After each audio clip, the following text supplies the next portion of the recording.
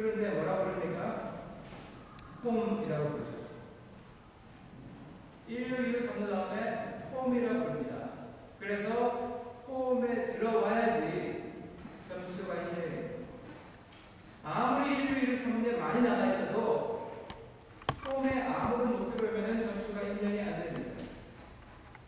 참 의미가 있습니다. 홈. 우리가 집을 부를 때에 여러분 하우스하고 홈이 다르죠.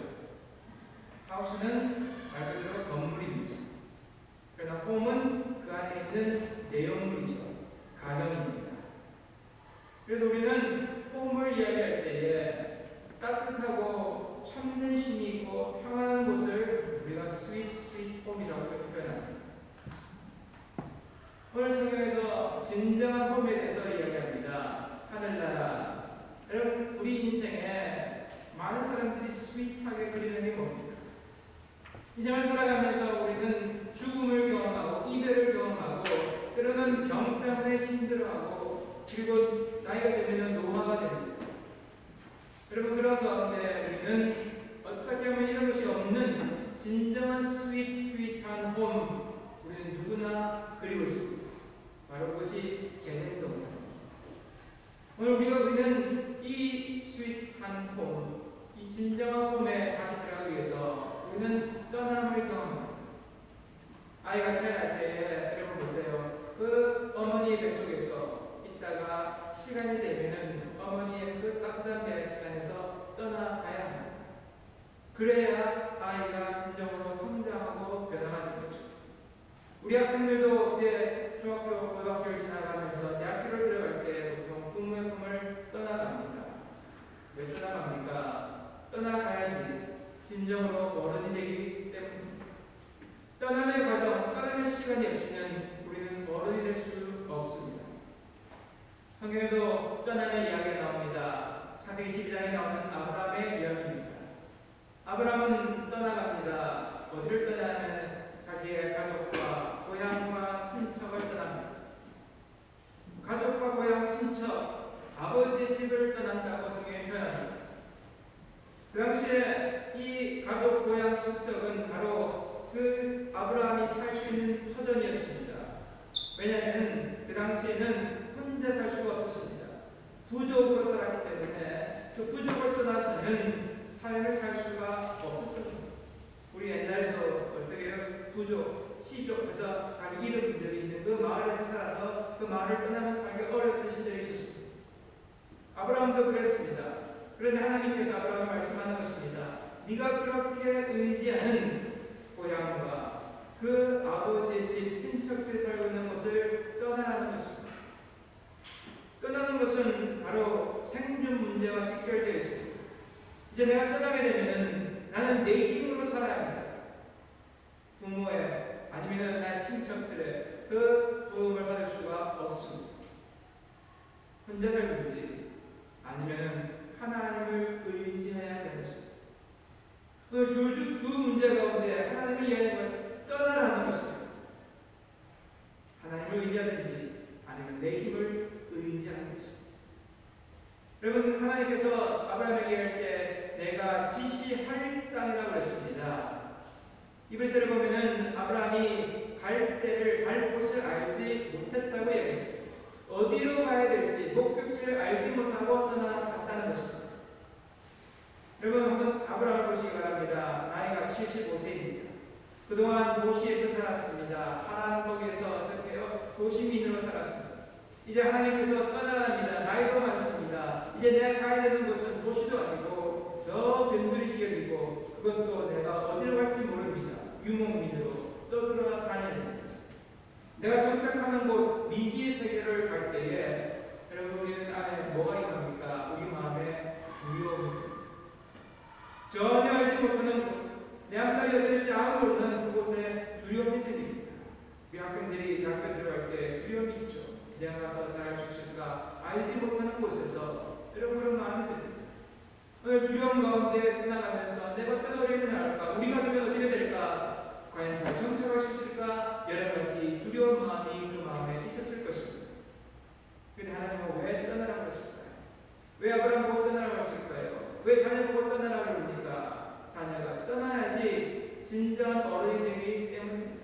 어른이 되는 것은 이런 과정, 수만 번 넘어지고 수만 번 실수하면서 그러면 또 일어나서 걸어가서 책임을 가지는 어른이 되는 것입니다. 여러분, 우리가 자녀가 떠날 때에 하나님께서 그 자녀가 떠나는 과정 가운데 함께 하신다고 말씀하십니다. 우리 자녀가 떠나갑니다. 그러나 부모는 먼 곳에 있지만 그 자녀를 늘 걱정하고 염려하고 자녀를 위해 기도합니다. 하나님은 우리가 떠나갈 때에 하나님께서 우리를 보시고 기도하시고 인도하시고 하나님께서 우리의 미래를 책임지신다고 약속하십니다. 성경은 약속의 말씀입니다. 그래서 그 약속의 말씀을 믿는 사람은 이 모험을 감행합니다. 떠나갑니다. 왜 떠나라고 말씀하십니까? 창세기 12장 2절에 이렇게 이야기합니다. 내가 너로 큰 민족을 이루고 내게 복을 주어 내 이름을 창대하게 하리라. 너는 복이 될지라. 여러분, 세 가지를 이야기합니다. 첫 번째 뭐랍니까? 내가 너로 큰 민족을 이룬다는 것입니다. 떠나지 않고는 큰 민족을 이룰 수가 없다는 것입니다. 오늘 큰 민족을 이루기 위해서 하나님은 어떻게 익숙한 곳 그 하나님에서 떠나라는 것입니다. 그리고 두 번째 뭘 이야기합니까? 내가 너를 축복하겠다는 것입니다. 하나님 말씀에 순종하여 떠날 때에 하나님이 너를 축복한다는 것입니다. 하나님께서 그의 복을 주신다는 것입니다. 그럼 아브라함은 물질적인 복도 받았습니다. 그러나 그 중요한 것은 가장 중요한 아들이 없었는데 그 아들 복을 주셨습니다. 그것을 통한 하나님의 나라를 이루어갔습니다. 세 번째는 무슨 복을 주셨습니까? 내 이름을 크게 하리라 말씀하셨습니다. 여러분, 이름이 참 중요합니다. 여러분, 이름 유명합니까? 오늘 그 당시 아브라함 이름은요 전혀 유명하지 않았습니다. 그 당시에 많은 사람들이 아브라함을 알지 못했습니다. 그런데 하나님은 약속하셨습니다. 내가 떠나가고 내가 하나님 말씀대로 순종할 때에 내 이름을 크게 하겠다고 말씀하셨습니다. 여러분, 그 약속의 말씀이 이루어졌습니다. 지금 아브라함, 에이브람, 여러분 그 이름을 가진 사람이 얼마나 많습니까? 아브라함의 이름을 크게 하셨다. 이 말은 여러분 그 사람의 인품을 크게 하게 합니다. 그 사람의 명성이 커졌다는 것을 의미합니다. 언제요? 떠날 때. 하나님의 말씀을 순종하여 떠날 때였습니다. 예수님도 떠나셨습니다. 요한복음 1장 1절에 보면 태초에 말씀이 계시니라. 이 말씀이 하나님과 함께 계시니 이 말씀은 곧 하나님이라 말씀하셨습니다. 여러분, 예수님은 하나님이셨습니다. 하나님인데 하나님의 위치에서 떠나셨습니다. 그 하늘나라에서 떠나셨습니다. 위에서 아래로 내려오셨습니다. 누가 그러더라고요. 위아래 요즘에 유행하는 그 노래라고. 위아래. 원조가 누군지 아세요? 예수님입니다. 위에서 아래로 내려오셨습니다. 위에서. 여러분, 위에서 아래로 내려온다는 거 한번 생각해보세요. 내가 위로 올라갔습니다. 상층부에 있습니다. 그런데 밑으로 내려온다는 것이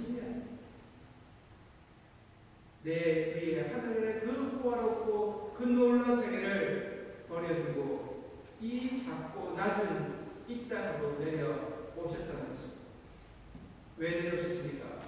요한복음 3장 16절에서 분명히 이야기합니다. 하나님이 세상을 이처럼 사랑하사 독생자를 주셨으니 이를 그를 믿는 자마다 멸망하지 않고 영생을 얻게 하려 하십니다. 믿으십니까? 여러분, 이야기합니다. 하나님이 자기 아들을 주신 이유는 그 아들을 믿는 사람마다 멸망하지 않고 영원한 생명을 얻게 하기 위함입니다.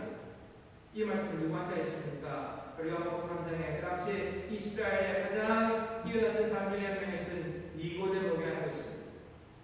이스라엘의 관원이며 그 종교 지도자였던 니고데모에게 말씀하는 것입니다. 누구든지 믿는 사람, 누구든지 예수 그리스도를 믿는 사람은 영원한 생명을 얻을 것이다. 요한복음 4장은 이어서 이야기합니다. 그 당시 사마리아의 수가성의 여인을 이야기하면서 저 밑바닥 인생, 분리된 인생, 버려진 인생, 그 사마리아인들 가운데서도 여인 가운데서도 왕따받는 인생 가운데 주님 찾아가십니다. 그리고 그에게 말씀하는 거예요. 내가 메시아 구원자 그이라고 이야기했습니다.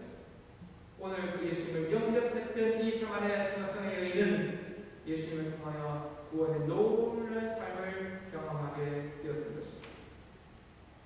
오늘날 우리 젊은이들이 3포 세대를 살고 있다고 그래요. 우리 젊은이들 3포 세대 해보니까 물가도 치솟고 등록금도 오르고 취업도 안 되고 하여튼 어려우니까 우리 연애도 안 하겠다, 결혼도 안 하겠다, 출산도 안 하겠다 라고 해서 3포 세대라고 합니다. 근데 이거는요, 일본이 이미 경험했습니다.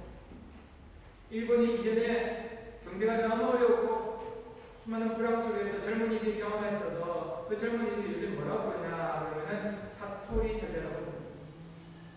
그래서 이 젊은이들은요, 자동차도 사치품도 연애도 해외여행도 술도 이런 거 다 안 하겠다는 거예요. 참 겉으로 보면 되게 좋은 것 같아요. 아주 검소한 것 같아요. 그런데 어떻게 해요? 20년 동안 너무 경제적으로 불황을 겪다 보니까 이 젊은이들이 자기도 모르게 위축된 그 틀 안에 갇혀버린 겁니다. 여러분, 우리도 어떤 면에서 위축된 틀 안에 갇혀 삶을 살아갑니다. 어렵거니까 내 삶 속에서 뭔가 안 되고 있으니까 포기해야 되겠다, 그만둬야 되겠다, 나도 모르게 위축된 마음속에 하나님의 그 능력과 하나님의 그 약속의 말씀을 바라보지 못하는 것입니다. 여러분, 하나님의 말씀을 들을 때에 내 틀 안에 갇히시 마치기를 축원합니다. 내 능력이 아니라 하나님의 능력이 여러분과 제 삶 가운데 임하시기를 소망합니다. 여러분, 우리의 인생은 바로 하나님의 임재 앞에 있는 겁니다. 하나님의 임재를 내가 얼마나 경험하냐에 따라서 우리 인생은 변화가 되는 것입니다.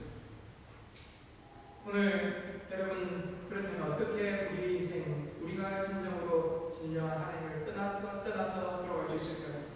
오늘 7절 말씀은 이렇게 이야기합니다. 7절 말씀을 같이 한번 읽어보겠습니다. 시작.